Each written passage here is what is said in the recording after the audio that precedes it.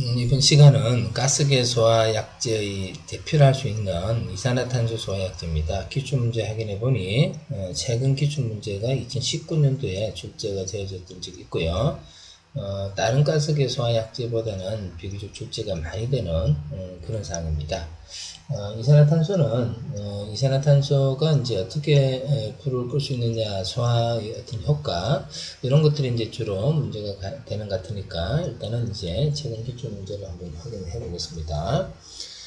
다음 특성에 해당하는 소화약제는 이렇게 문제 나왔습니다. 그래서 특성을, 소화 후 소화약제원 오선이 없고, 비전도성이다. 우선 이제 소화를 하고 난 다음에 소화약제에 의한 오손이 없다 그랬습니다. 그죠? 이제 이 말은 가스계다. 그죠? 가스계 소화약제다. 이제 이런 느낌이 들고요. 또 비전도성이다라고 했던 것은 요거는 이제 전기 화재에 굉장히 적합하다. 장기 보존이 용이하고요. 추운 지방에서도 사용 가능하다. 이게 동결의 문제가 없다. 그죠? 그래서 물을 사용하는 것도 아니다. 그죠? 자체 압력으로 방출이 가능하다 했는데, 보통 이제 약재를 우리가 하점에 방사를 할 때는요, 하점까지 옮겨주는 게 필요하죠. 그죠? 근데 이제 그러기 위해서는 그러니까 압력을 실어주는 물질들이 존재를 해야 됩니다. 가압용 가스가 필요하다는 겁니다. 그런데 이제 이놈은 자체 압력으로 방출이 가능하기 때문에 혹시 이제 이놈이 가압용 가스로 사용되어졌던 건 아닐까? 그죠? 또 불연성 기체입니다. 연소가 되지 않는 기체입니다. 연소가 되지 않는 기체는 이제 여러 가지가 있는데, 대표적인 게 이제 이미 이제 완전히 산소하고 산화반이 끝난 물질, 완전 산화 물질, 대표적인 게 이제 이산화탄소나 물 같은 게 있죠, 그죠? 그렇게 되고요. 또 질식 소화 효과가 있다라고 했는데, 이런 과정에서 다 들어맞을 수 있는 게 보기에 보면요, 이산화탄소, 산알칼리, 포, 할로겐 화물 이렇게 나오는데, 이산화탄소가 이제 가장 적절한 거다 이렇게 볼 수 있죠, 그죠? 자, 그래서 소화약제원 오선이 없다. 그래서 일반적으로 이산화탄소는 청결성이다. 그죠? 그 다음에 이제 소화를 할 때도요, 독성 물질이 생성되지 않습니다. 이산화탄소가 이제 인체에 해롭다라고 하는 것은, 이산화탄소가 직접적인 어떤 문제를 줄 수 있는 독성가스는 아니죠. 그죠? 아니고, 이산화탄소 양이 많아지면 상대적으로 이제 산소 부족 현상이 이제 일어날 수가 있고요. 그래서 이산화탄소 농도가 상대적으로 커졌을 때, 그때 이제 문제가 된다는 거지. 이게 이제 직접적인 독성 물질은 아니다 한 거고요. 그 다음에 이제 전기에 대해서는 이제 전도성이 없죠. 그죠? 그러다 보니까 이제 주로, 이제 질식작용, 이런 거에 의해서 이제, 불을 많이 소화를 할 수가 있습니다. 그래서 대표적인 게 이산화탄소 소화약제다. 이게 딱 맞아 떨어지는 게요. 자체 압력 방출이 가능하고, 불연성 기체고요. 주된 소화 효과는 질식 소화고, 그죠? 그 다음에 이제 비전도성, 전기에 대해서 비전도성이니까 변전실 화재 이런 데 적합하고요. 장기 보존이 용이하고 추운 지방에서도 사용이 가능한 그런 물질이다. 이렇게 보시면 됩니다. 그래서 이산화탄소 소화약제가 가지고 있는 전반적인 특성을 쭉 설명을 해놓고요. 거기에 대해서 이제 물어보고 있습니다.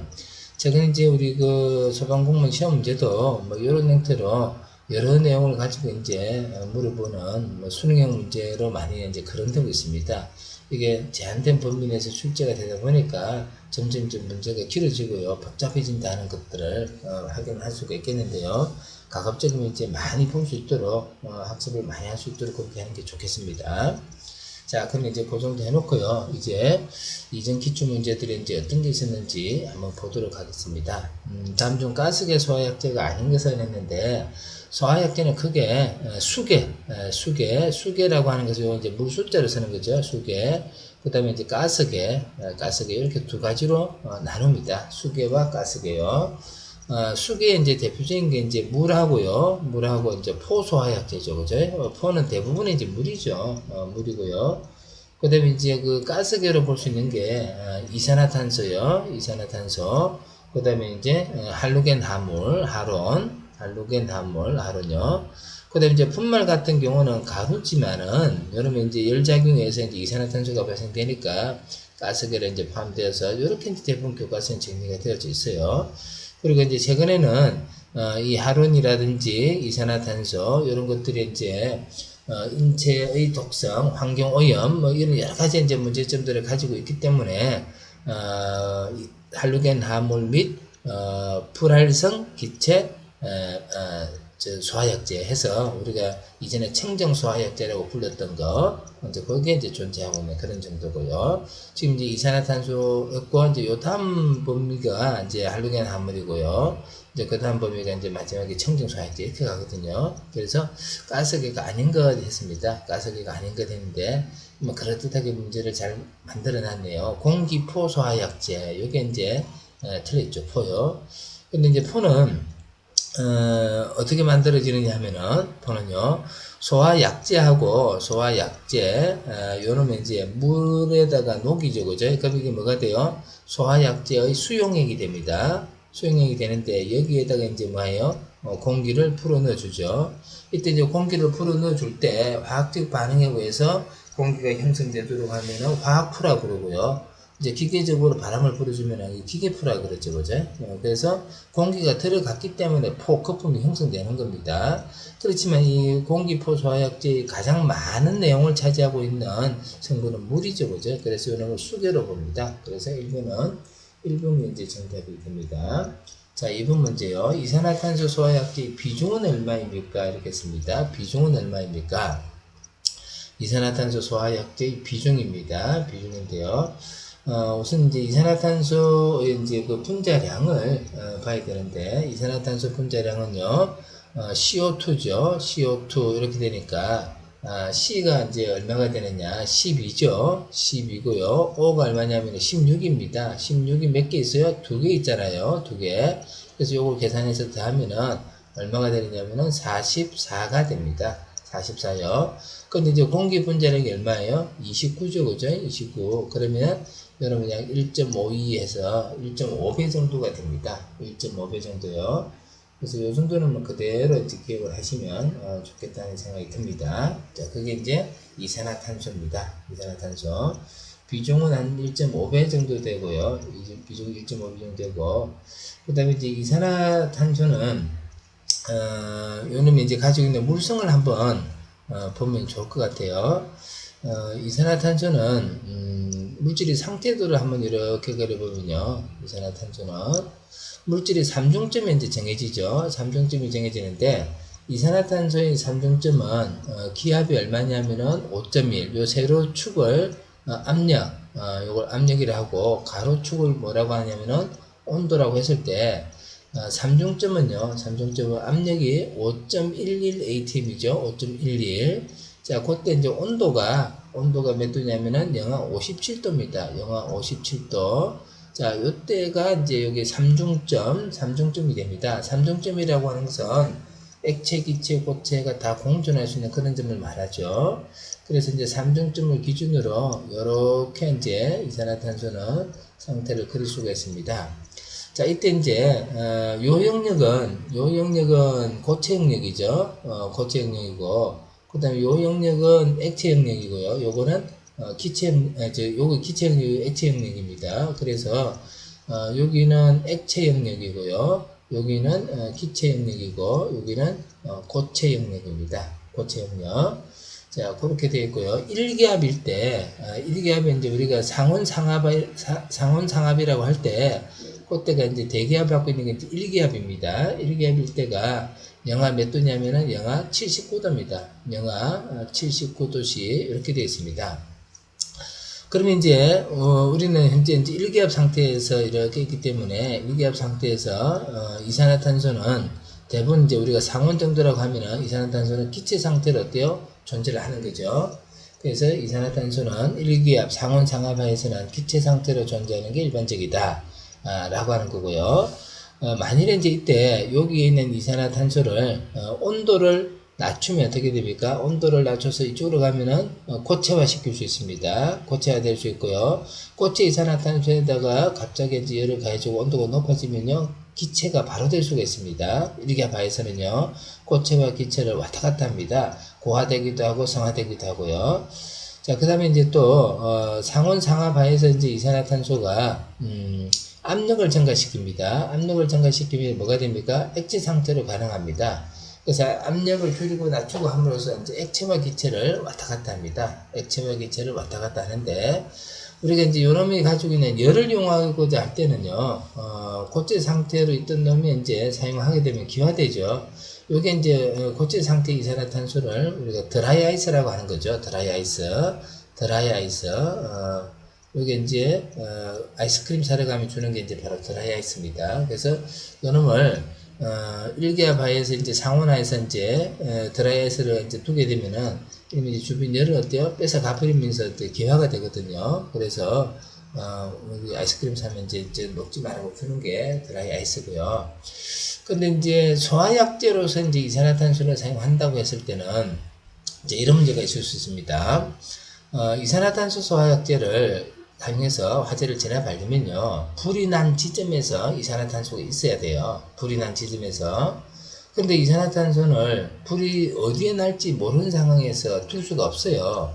그러다 보니까 어떻게 해요? 일정한 장소에 약재를 저장을 하고요. 불이 났을 때는 그 장소에서부터 불 난 지점까지 여러 가지 장치를 통해서 이산화탄소를 가져와야 돼요. 가져와야 됩니다. 자, 그랬을 때 고체 상태로 두는 소화약제는 가능한가라고 하는 겁니다. 고체 상태로 두는 소화약제는 가능한가? 이건 어때요? 가능하지가 않죠. 왜 그러냐면은 고체 상태의 물질들은 어느 지점까지 옮겨오는데요, 많은 힘이 듭니다. 그래서 빠른 시간 내에 옮겨올 수가 없어요. 그럼 이제 기체 상태로 소화약제를 두는 것은 가능한가? 이것도 불가합니다.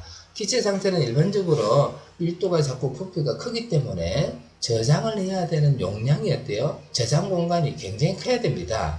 그러면 이제 일반적으로 소화약제를 저장할 때는 어떤 상태로 저장하는 게 가장 합리적인가? 액체 상태로 저장하는 게 가장 합리적이다. 그러면 이제 일단 운반도 쉬워지고요, 차지하는 공간도 적어지거든요. 그래서 이제 좀 액체 상태로 존재를 하게 되는데요. 그러면 이제 이 액체 상태의 이산화탄소를 우리가 약재를 방출할 때는 뭘로 바뀌어요? 기체로 바뀐다는 겁니다. 그래서 액체와 기체 간에 왔다 갔다 하는 그런 현상들이 여기서 이제 발생할 수 있고요. 또 반면에 기체 이산화탄소를 사용하기 위해서는 저장할 때는 어떤 상태로 저장해요? 액체 상태로 저장을 하거든요. 그러면 당연히 압력을 굉장히 높여놔야 되겠죠. 그래서 이산화탄소는요, 압력이 높여진 상태, 고압의 상태로 어때요? 존재를 하게 됩니다. 그리고 일반적으로 고압이다라고 하는 것은 이 대기압요, 1기압, 이보다 높은 압은 고압이 되는 겁니다. 이보다 낮은 압은 저압이 되는 거고요. 그래서 고압의 상태로 존재할 수밖에 없는 게 바로요, 이산화탄소다. 자, 그런 정도를 정리를 해보고 가면 좋을 것 같습니다. 그래서 뭐 순수한 이산화탄소는 무색, 무치, 그죠? 하고 불연성 물질이고요. 그 다음에 전기 안 통하는 비전도성이고요. 그 다음에 연소를 돕지 않는 비조연성입니다. 또 부식성이 없습니다. 그리고 압력만 가해주면요, 에크가 용이한가스입니다. 에크가 용이한가스고요. 그 다음에 이제 20도씨 정도에서 이제 50기압 정도를 압축하게 되면요, 액체가 됩니다. 액체가 되고요. 기체 평정률과 기화 잡률이 굉장히 크고요. 그 다음에 이제 자체 전기압이 높습니다. 이런 자체가 힘이 좋기 때문에 이산화탄소에 의한 질식소화라고 하는 것들은 이산화탄소를 방출하게 되면은 이놈의 전기압에 의해서 산소가 어때요? 연소 반응이 일어나는 그 반응면에 도달하지를 못하게 산소를 밀쳐버립니다. 그래서 산소가 공급되지 않기 때문에 질식작용이 일어난다, 이렇게 얘기하는 겁니다. 그래서 자체 전기압이 높고요. 그러다 보니까 이제 이놈은 불이 붙는 면뿐만 아니라 물질의 심부까지요, 침투가 가능합니다. 그래서 신부 화재도 적합하겠다, 이렇게 얘기를 하고 있고요. 그 다음에 이제 화재를 진행하고 난 다음에 잔존물이 없습니다. 그러니까 이제 점거 보존이 용이하고요. 화재 조사 시에 유리하고요. 또 전기 화재나 유리 화재 이런 데도 적합합니다. 뭐 그렇게 이제 좋은 것만큼 설치비가 이제 고가일 수가 있고요. 고가일 수가 있습니다. 이제 그런 특성을 가지고 있는 게 이산화탄소 소화약제입니다. 자, 3번 문제 봅니다. 이산화탄소 소화약제 소화 효과 중에서 가장 큰 소화 효과는 했는데요. 이산화탄소는 질식 소화가 이제 가장 큰 소화 효과입니다. 질식 소화요. 그래서 답은 요놈 하시면 되고요. 자, 그 다음에 이제 가스가 방출될 때요, 기화열이 형성됨으로써 냉각 소화도 가능합니다. 냉각 소화 작용도 일어날 수 있습니다. 또 이산화탄소가 이제 공기보다 무겁다 그랬거든요. 아까 비중이 1.52 정도가 된다. 약재를 방출하면요, 이산화탄소가 이제 이렇게 쭉 깔아앉습니다. 깔아앉아요. 이렇게 깔아앉게 되고, 공기보다 무거우니까요. 그러니까 이제 이놈이 이제 전기압이 크다 보니까 공기 중에 있던 산소가 이런 막을 어때 뚫고 지나가지를 못해요. 그래서 이제 가연물이 이렇게 있으면은, 이 이산화탄소가 가연물을 이렇게 덮어 씌우는 결과가 되죠. 그래서 그런 걸 뭐라고 하냐면은 피복 효과라고 그럽니다. 피복 효과. 그래서 피복 소화 효과가 있습니다. 피복 소화 효과요. 자, 그렇게 이제 이산화탄소의 소화 효과에 해당하는데 가장 주된 소화 효과는 역시 질식작용이라고 할 수 있겠죠. 그죠? 자, 4부 문제 갑니다. 전기실에서 사용하는 이산화탄소 소화약제의 주된 효과는 했습니다. 이산화탄소의 주된 소화 효과는 질식소화입니다. 문제 없겠고요. 5번에요. 다음 중 이산화탄소 소화약제 소화 효과가 아닌 것은 했는데, 그죠? 제일 주된 게 뭡니까? 질식, 그 다음에 냉각, 피복이 있는데, 그죠? 부축매 효과, 이거 틀렸죠, 그죠? 피복이라면요, 이산화탄소 비중이 1.52 정도가 된다. 공기보다 무겁다, 그죠? 그래서 피복 효과가 있다. 이렇게 이제 정리하면 되죠. 자, 그 다음에 이제 6부 문제 갑니다. 다음의 소화약제 중에서 냉각 소화 효과가 가장 우수한 것을 했습니다. 그죠? 냉각 소화는 이제 물이 제일 좋죠. 물은 이제 주된 효과가 냉각입니다. 냉각. 물이 가지고 있는 흑성 중에서 잡열과 비열 이런 게 크기 때문에 물에 의해서 냉각하는 게 가장 효과적이다 하는 거고요. 자, 그리고 나서 이제 뭐가 더 효과적일까라고 했을 때 이제 이산화탄소, 할로겐, 화합물 뭐 쭉 있는데, 그죠? 이산화탄소 소화약제가 이제 그 다음으로 냉각 효과 정도가 있다. 근데 이것 역시 마찬가지로 주된 효과는 뭡니까? 질식입니다. 질식. 그래서 1번 정답하면 되겠고요. 전기통신실에 직접 사용할 수 있는 소화약제는 했는데 전기에 이제 전도성이 없어야 된다. 그죠? 전기 전도성이 없어야 된다. 그리고 이제 전기화재는요, 뭐 C급 화재다. 그죠? C급 화재. 그랬을 때 이제 가장 적합한 것, 또 직접 사용할 수 있는 소화약제는 했기 때문에 물하고 풀은 안 되죠. 그죠? 그러면 이제 CO2 소화약제, 뭐 이렇게 하면 될 것 같고요. 그 다음에 이제 분말 같은 경우도 뭐 전기식 화재에 사용을 할 수 있습니다. C급 화재에 적용성이 있습니다. 그런데 이제 분말 같은 경우는 가루가 이제 방사가 되기 때문에 약재를 방사해서 이제 소화를 하고 난 다음에 소화 약재로 인한 2차 피해가 어때요? 발생할 수 있죠. 2차 피해.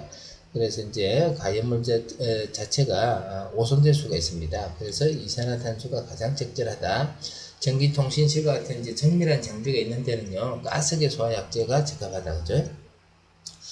전기통신실에 있는데 변전실도 어때요? 마찬가지다. 그죠? 변전실에 적합한 게 이제 이산화탄소 소화약제다. 자, 그 다음에 9번 갑니다. 이산화탄소 소화약제의 특징 중 틀린 것은 했습니다. 고압으로 방사 시 소음이 크면 질식의 염려가 있다 했습니다. 이산화탄소는 이제 고압으로 이제 방사가 되고요. 압력이 높은 상태로 존재하고, 그러다 보니까 이제 공기의 마찰음에서 소음이 발생하고요. 질식의 염려가 있습니다. 분자량이 공기보다 1.53배 정도 무거워서 피복 효과와 소화가 가능합니다. 피복 효과, 그죠? 자, 주된 소화 효과를 부축매증 역할에 억제 소화되는데 이게 틀렸죠, 그죠? 주된 소화는요, 질식 소화입니다. 질식 소화. 그래서 3번이 틀렸고요. 방사 시 운무 현상이 발생합니다. 방사 시 운무 현상이 발생하고, 그러다 보니까 이제 가시거리가 어때요? 짧아진다, 그죠? 그래서 이것도 문제가 없고요. 그래서 3번이 어때요? 틀렸습니다. 10번 문제요. 다음 중 열을 흡수하는 냉각소화 효과가 크면서도 피소화물의 수송 피해, 2차 피해를 가장 적게 주는 소화약제는 했습니다. 열을 흡수하는 냉각소화를 가지고 있고요. 2차 피해를 줄일 수 있는 가스계 소화약제가 이제 어떤 거냐 이 말이거든요. 그래서 수송막보, 분말, 할로겐 화합물, 이산화탄소 했는데 이산화탄소가 가장 적절하다. 주된 효과는 질식인데 냉각 소화도 있고요. 수송 피해가 없다, 그죠? 뭐 이렇게 이제 자꾸 확인해 보시면 되겠네요. 자, 그 다음에 이제 11번 문제입니다. 11번 문제인데요. 제가 생각할 때는 이제 11번 문제가 아주 중요하다. 실제로 이제 이산화탄소 농도에 의해서 화재 진압이 이제 어떻게 되느냐, 이걸 정하는 개념이고요. 그래서 그 11번, 12번 문제가 거기와 관련된 문제입니다.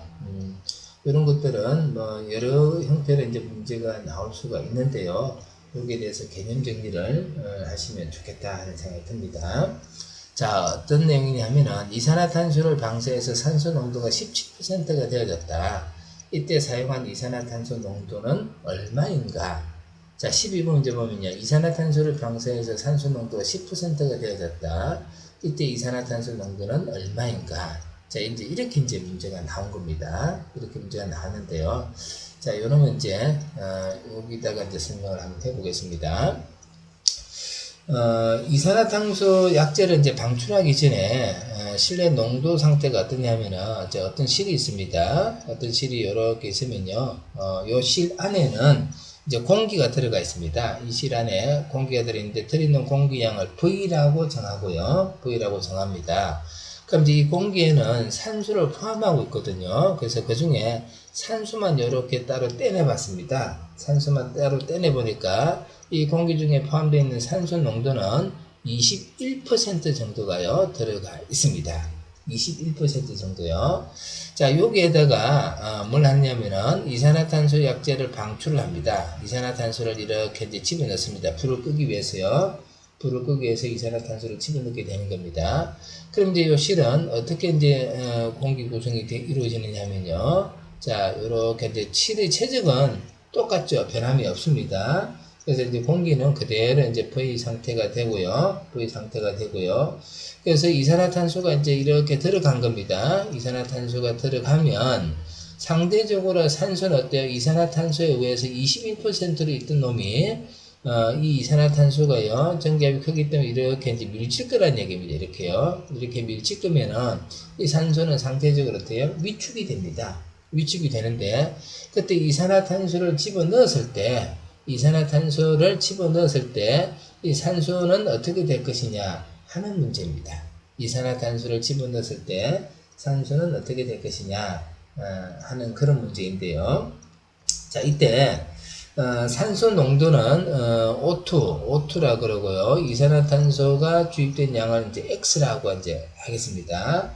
근데 원래는요, V라는 공기 중에 산소가 21%, O2가 21% 들어가 있었는데, X만큼의 이산화탄소를 집어넣으면 O2는 어떻게 될 것이냐, 이런 얘기거든요.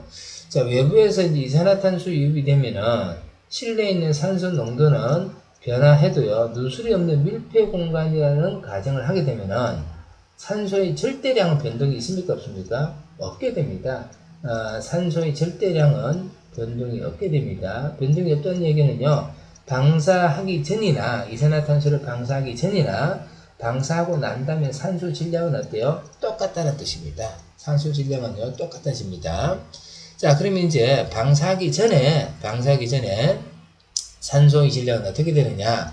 자, 산소의 밀도를 로우라고 합니다.